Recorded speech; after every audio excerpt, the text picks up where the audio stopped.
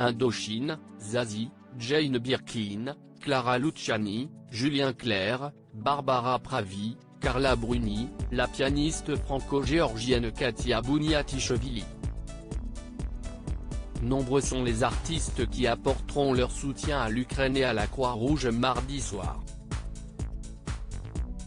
Comme le détaille Le Parisien de ce 8 mars 2022, un grand concert solidaire sera diffusé dès 21 h sur France 2, TV5 Monde et France Inter. Une soirée baptisée Unis pour l'Ukraine qui sera animée par Nagui et Leïla Kadour en direct, en présence d'un public, depuis la Maison de la Radio à Paris. La mobilisation est telle que même Florent Pagny sera de la partie, alors qu'il lutte actuellement contre un cancer du poumon.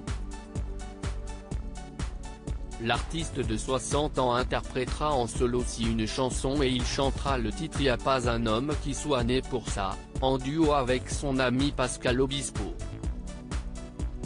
À l'heure où les réseaux sociaux et l'information en continu nous envoient sans cesse des images de guerre, si est-il bien aussi d'envoyer des images de paix, a commenté ce dernier, auprès du Parisien.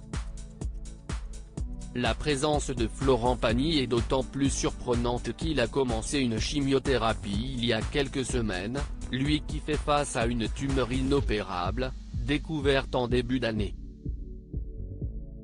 De passage dans l'émission On est en direct le 5 mars, Pascal Obispo avait d'ailleurs donné de ses nouvelles et laissé entendre que son ami avait entamé une 3e série de traitements. Depuis qu'il a annoncé son cancer fin janvier, le coach de The Voice a témoigné à plusieurs reprises de sa détermination et son optimisme. Quand ça se prend dès le début et que si est très isolé, je ne vois que le bon côté des choses. J'ai commencé la chimio et ça se passe pas mal, je l'encaisse plutôt bien, avait-il confié dans le JT de 20 h de TF1, le 10 février.